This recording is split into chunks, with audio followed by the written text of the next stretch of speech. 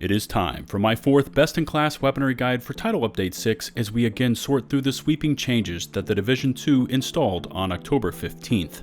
This installment will feature the light machine gun category, as they are popular choices for agents looking to inflict large amounts of damage over extended periods of time. Light machine guns feature added damage to targets out of cover as their native weapon talent, have medium to high first shot recoil, tightening reticules when fired for extended periods, and optimal damage ranges on par or exceeding that of the assault rifles. So let's get started.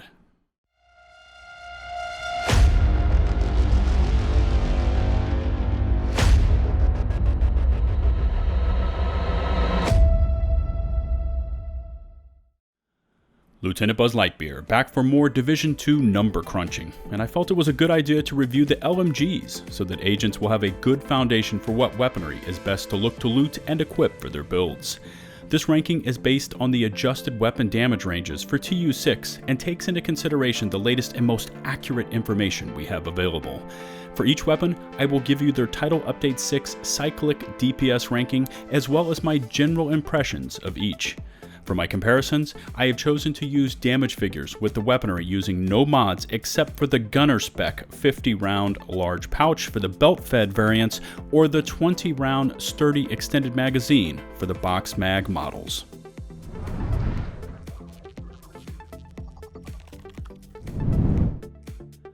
It may come as a surprise to some of you, but coming in last in this comparison is the H&K 121, also known as the MG5.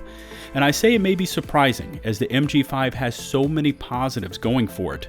It sports the highest rate of fire of any LMG at 800 rounds per minute, received a 9% base damage increase for TU6, and offers agents an LMG that handles more like an assault rifle with a huge extended magazine. However, the MG5 has the lowest base damage of any weapon in this category, and is tied for the slowest reload time of any LMG.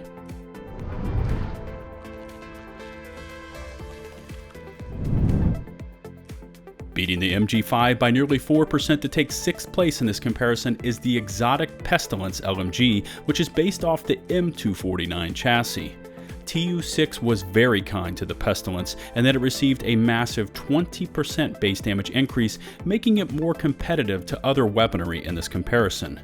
Now, since it's an exotic weapon, it does not allow for the use of mods, and is therefore locked into a standard 100-round magazine. In addition, the Pestilence magazine grants this weapon plus 10% rate of fire, so it fires at 605 rounds per minute versus 550, which is the standard RPM of the M249s. Now, a quick side note, this comparison does not take into consideration the Plague of the Outcast damage buff, which was raised from 400% to 1000% weapon damage to anyone that is inside the toxic cloud. Once Plague of the Outcast has procced, the Pestilence can easily outdamage any weapon in this comparison, but since we are not taking into consideration talents or mods, I cannot include it in the base damage figures.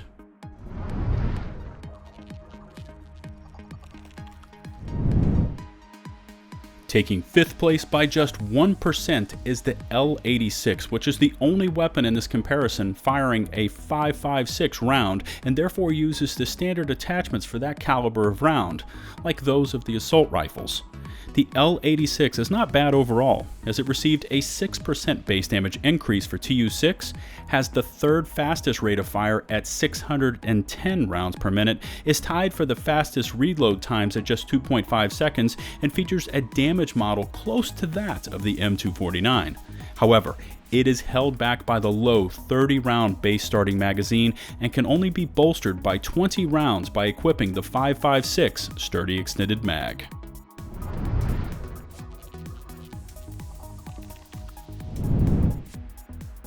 The RPK locks down 4th place, beating the other box magazine weapon in this comparison, the L86, by nearly 2.2% for DPS. Title Update 6 granted the RPK a 5% base damage increase, but even with that, it still features the 3rd worst base damage model of any weapon in this comparison. The RPM of 650 rounds per minute is 2nd best in this category and is tied for best reload times at just 2.5 seconds. The 45-round base starting magazine paired with the 7.62 sturdy extended mag boosts the available ammunition up to 65 rounds, and overall, I did enjoy using the RPK for this comparison. Only the low ammo counts and weak base damage model hold the RPK back from finishing higher in this ranking.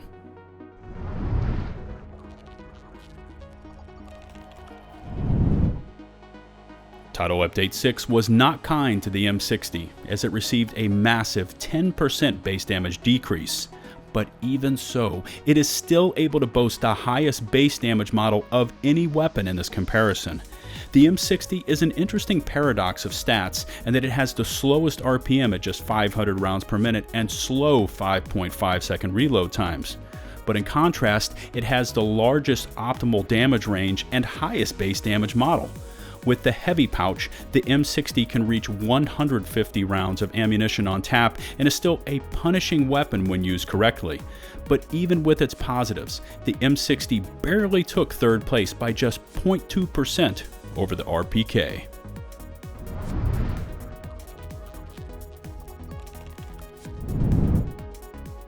Taking second by nearly 2% is the Stoner LMG, which received a 5% base damage increase for Title Update 6. Now, despite having the second worst base damage model of any weapon in this ranking, the Stoner is able to achieve this placing by featuring a huge 200-round base starting magazine, which can be further bolstered up to 250 rounds by using the heavy pouch. It also features a 4.67 second reload time and fire rate of 580 rounds per minute. With this fire rate and using the heavy pouch, the Stoner can fire continuously for nearly 26 seconds before needing to reload and easily beats all other weapons in this comparison for sustained fire. The weapon-specific talent of Overwhelm can further enhance the damage model for the Stoner and really takes this weapon into best-in-class levels for this comparison.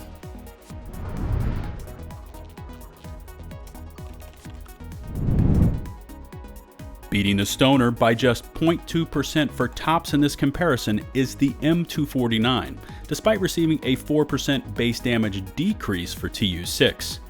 The M249 has become what the M60 used to be prior to TU6, as it mixes up an RPM of 550 rounds per minute, 5.6 second reload times, 100-round base starting magazine, which can be further enhanced with a 50-round sturdy pouch, and huge base damage figures into one wild package. Now, I say wild as the M249 is not the easiest weapon to control, as first shot recoil is high and it tends to chatter around when fired. However, if you can mod it correctly and keep it on target, it can deliver punishing levels of ordnance on target and takes the top spot in this best-in-class comparison for Title Update 6. As always, I look forward to reading your thoughts about my best-in-class light machine gun comparison in the comment section below. What is your favorite LMG in the Division 2 and why? If you could take the time to rate the video with either a thumbs up or down, it would be appreciated. If you want even more LtBuzzLitebeer and my continued coverage of the Division 2 in your lives, make sure to pound that sub button and configure and save to receive all notifications from my YouTube channel. You can also find me over on Twitter for all my latest thoughts concerning most things gaming related, and if you feel like supporting the channel, I will leave links to my Teespring merch store and Patreon page in the video description below. Until my next video, this is LtBuzzLitebeer, signing off.